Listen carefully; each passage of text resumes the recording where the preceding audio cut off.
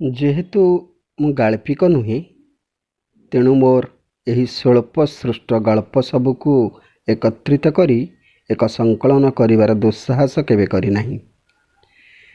ମୋର କିଛି ଅନୁବାଦ ଉପନ୍ୟାସ, ଅନୁବାଦ ଗଳ୍ପ ସଂକଳନ, ଅନୁବାଦ କବିତା ସଂକଳନ, ଅନୁବାଦ ଜୀବନୀ, ଅନୁବାଦ ପ୍ରବନ୍ଧ ଗ୍ରନ୍ଥ ପ୍ରକାଶ ପାଇଛି। ଫଳରେ ଅତି ପ୍ରିୟ ବନ୍ଧୁମାନେ ସବୁବେଳେ ମୋର ମୌଳିକ ଲେଖାର କୌଣସି ଏକ ସଂକଳନ ପ୍ରକାଶ କରିବା ପାଇଁ ବାରମ୍ବାର ତାଗିଦ କରିଛନ୍ତି। ସେମାନଙ୍କ ଆଗ୍ରହକୁ ସମ୍ମାନ ଜଣାଇ ଗଳ୍ପ ସବୁକୁ ଏକତ୍ରିତ କରି ପ୍ରକାଶ କରିବା ପାଇଁ ଏହି ପ୍ରୟାସ। ଏକଥା କହୁଛନ୍ତି ଆମ ସମୟର ସୁଲେଖକ ପ୍ରଦୀପ କୁମାର ରାୟ, ଯାହାଙ୍କର ଡାଇରୀ ଗପ ବୋଲି ଏକ ଚମତ୍କାର ପୁସ୍ତକ ମୋ ହାତରେ ଏବଂ ସେଥିରେ ସୁନ୍ଦର ସୁନ୍ଦର ଗଳ୍ପ। ତା ଭିତରୁ ଗୋଟିଏ ଗଳ୍ପ ଆପଣମାନଙ୍କ ପାଇଁ। ସେ ଗପର ନାଁ ଭୋକ।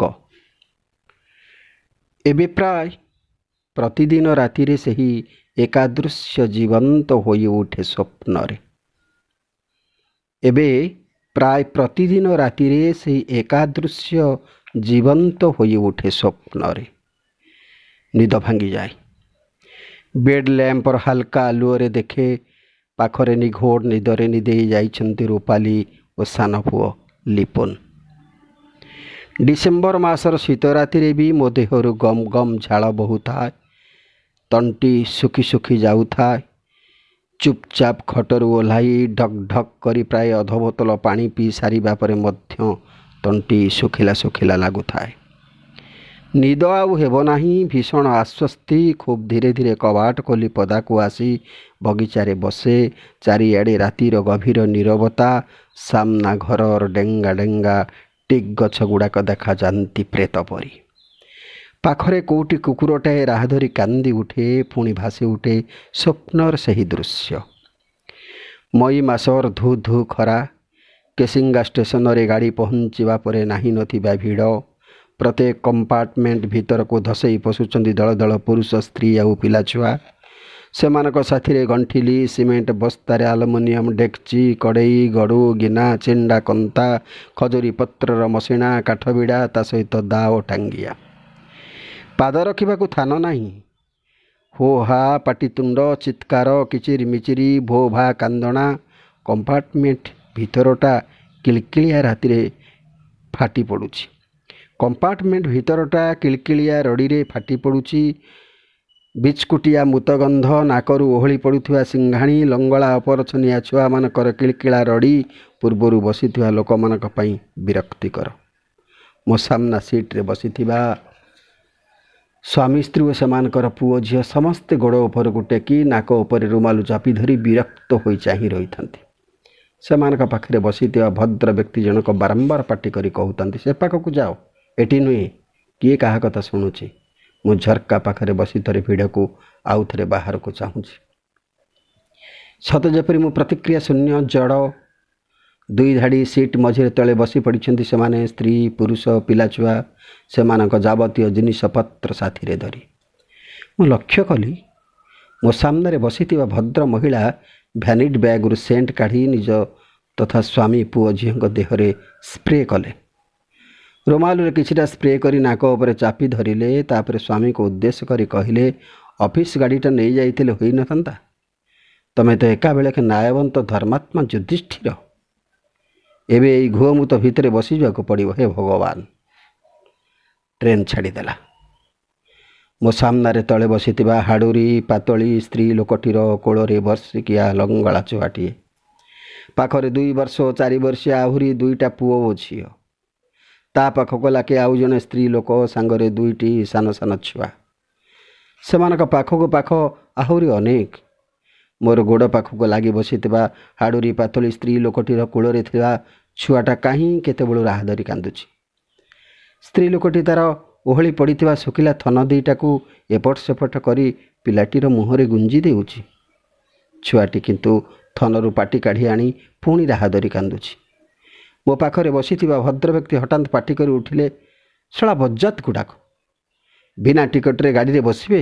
ଆଉ ମୁଁ ଭଦ୍ରବ୍ୟକ୍ତିଙ୍କୁ କଟମଟ କରି ଚାହିଁଲି ଏବଂ ସେ ବାକିତକ କଥା ଗିଳି ପକାଇଲେ। ସ୍ତ୍ରୀ ଲୋକଟି ଛୁଆକୁ ଚୁପ୍ କରାଇବା ପାଇଁ ନାନାଦି ଚେଷ୍ଟା କରି ଚାଲିଥାଏ। କାନ୍ଧରେ ପକାଇ, ପିଠି ଥାପୁଡ଼େଇ, କୋଳରେ ଶୁଆଇ, ଗୋଡ଼ ହଲାଇ ହଲାଇ, ପୁଣି ପାଟିରେ ଶୁଖିଲା ଥନ ଗୁଞ୍ଜି ଦେଇ, କିନ୍ତୁ ନା, ପିଲାଟି ତଥାପି ରାହ ଧରି କାନ୍ଦି ଚାଲିଛି। ମୁଁ ପଚାରିଲି, କ'ଣ ତା'ର ଦେହ ଖରାପ ଅଛି? ଏମିତି କାନ୍ଦୁଛି କାହିଁକି? ସ୍ତ୍ରୀ ଲୋକଟି ମୋତେ ଚାହିଁଲା। କି ବିକଳ ଭୟାର୍ତ୍ତ ସେ ଚାହାଣୀ। ତାପରେ କହିଲା, ଭୁକେ କାନ୍ଦୁଛି ବାବୁ, ମରଦ ନାହିଁ, କବାର କରି ଛୁଆ ତିନିଟାକେ ପୁଷଛେ, ହେଲେ କବାର ଭିଲ୍ ସବୁଦିନେ କାହିଁ ମିଲୁଛେ? ମକେ ଘାଟିସାନି ହେଇକରି ମରବାର ଲାଗି କେନକେ ତାଦନ ଖଟିଗଲା ଯେ ବଛେରେ ହେଲାନ ମନୁଷ୍ଟାର ଆଇବାର ବାଟକେ ଟାକି ଟାକି ମଲନ। 5 ଦିନ ହେଲାନ ପେଟେ ଥିର ଟିକେ ନିହା ପଡ଼େ, ଗୁରସୁ କାହୁଁ ପଝରିବା ଯେ ଛୁଆଟା ପିଇବା। ଜମ ଯାହା ମକେ କି ନ ନେବାର। କହୁ କହୁ ଛିଣ୍ଡା ପଣନ୍ତ କାନିରେ ଲୁହ ପୋଛିଲା। ପିଲାଟି ସେମିତି ରାହ ଧରି ବିକଳ ହୋଇ କାନ୍ଦୁଛି। ସ୍ତ୍ରୀ ଲୋକଟି ପୁଣି ଥରେ ତା'ର ଶୁଖିଲା ଥନଟାଏ ତା ପାଟିରେ ଗୁଞ୍ଜି ଦେଲା। ଥରେ ଦିଥର ଚୁଚୁମି ପିଲାଟା ମୁହଁ କାଢ଼ି ଦେଇ ପୁଣି କାନ୍ଦିବାରେ ଲାଗିଲା। ମୁଁ ପଚାରିଲି, କୁଆଡ଼େ ଯାଉଛ? ଆମର କଲାହାଣ୍ଡି ତ କାମ କବାର କିଛି ନାହିଁ। ହେ ଅତାବିରାର ମାଡ୍ରାସି ଡାକି ନଉଛେ। ଡାଳୁଆ ଧାନ କଟା ହେବା, ଜିଛୁ ଯେତେବେଳେ ପେଟ୍ରୋଲ ଲାଗି ଆହିବ ଏଲେ ତାହି ତ ଯିବାରକେ ପଡ଼ବା। ଏତକ କହିସାରି ଶୂନ୍ୟକୁ ଚାହିଁ ରହିଲା। ପିଲା ତଥାପି ରାହ ଧରି କାନ୍ଦୁଥାଏ। ପାଖରେ ବସିଥିବା ଆଉ ଜଣେ ସ୍ତ୍ରୀ ଲୋକ ଅଣ୍ଟିରୁ କରାଟଟା କାଢ଼ିଲା। ତା ଭିତରୁ ଜରି ପୁଡ଼ିଆଟିଏ ଖୋଲି ସେଥିରୁ ଟେକେନାକୁ ଅଫିମ ଦଉ ଦଉ କହିଲା, ନେ ଚଟେଇ ଦେ, ଶୋଇପଡ଼ିବା। ହଠାତ୍ ଗାଡ଼ିର ବେଗ କମି କମି ଆସିଲା। ମୁଁ ଦେଖିଲି ଗାଡ଼ି ଗୋଟାଏ ଷ୍ଟେସନ ଭିତରକୁ ପଶୁଛି। ବଡ଼ କଷ୍ଟରେ ଲୋକକୁ ଡେଇଁ ଡେଇଁ ଗାଡ଼ିରୁ ଓହ୍ଲାଇ ପଡ଼ିଲି। ଗାଡ଼ି ଏଠି ଖୁବ୍ କମ୍ ସମୟ ରହିବ। 2ଟା ବନ ପାଉଁରୁଟି ଓ ମାଟି ଗ୍ଲାସରେ ଚା ବାଲା ପାଖରୁ ପାଣିଚିଆ କ୍ଷୀର ନେଇ ବଡ଼ କଷ୍ଟରେ ଭିଡ଼ ଠେଲି କ୍ଷୀର ଗ୍ଲାସଟାକୁ ସାବଧାନ ଧରି ଭିତରକୁ ପଶିଲି। କିନ୍ତୁ କି ଆଶ୍ଚର୍ଯ୍ୟ, ପିଲାଟା ଆଉ କାନ୍ଦୁ ନାହିଁ, କିନ୍ତୁ ସ୍ତ୍ରୀ ଲୋକଟି ଛାତି ପିଟି ପିଟି କାନ୍ଦୁଛି। କୋଳରେ ଶୋଇଥିବା ପିଲାଟିର ମୁଣ୍ଡ ଗୋଟିଏ ପାଖକୁ ଢଳି ପଡ଼ିଛି। ପାଟିରୁ ଧାରେ ଫେଣ ଗଡ଼ି ଆସିଛି। ମୁଁ ଛିଡ଼ା ହୋଇ ରହିଛି, ନିର୍ବାକ୍, ଜଡ଼ ପ୍ରାୟ। ପାଖରେ ଛିଡ଼ା ହୋଇଥିବା କେହି ଜଣେ କହିଲା, ପିଲାଟା ଶୋଇପଡ଼ିବ ବୋଲି ଭୋକିଲା ପେଟରେ ଅଫିମ ଖୁଆଇ ପିଲାଟିକୁ ମାରିଦେଲା। ବକେଟ ନାକ ପିଲା ଭୋକିଲା ପେଟରେ ଅଫିମ ଦେଲେ କ'ଣ ବଞ୍ଚିବ? ମୋ ହାତରୁ କ୍ଷୀର ଗ୍ଲାସ ପାଉଁରୁଟି ତଳେ ପଡ଼ିଗଲା। ଗାଡ଼ିଟା ପୁଣି ଗର୍ଜନ କରି ଚାଲିବାକୁ ଲାଗିଲା। ସ୍ତ୍ରୀ ଲୋକଟିର ବୁକୁଫଟା କାନ୍ଦ ଗାଡ଼ିର ଗର୍ଜନରେ ତଥାପି ଚାପି ହୋଇ ହଜିଯାଇ ପାରିଲା ନାହିଁ। ଅନ୍ୟ ଛୁଆମାନେ ଭୋକିଲା ଆଖିରେ ତଳେ ପଡ଼ିଥିବା ପାଉଁରୁଟିକୁ ସେମିତି ଚାହିଁ ରହିଥିଲେ।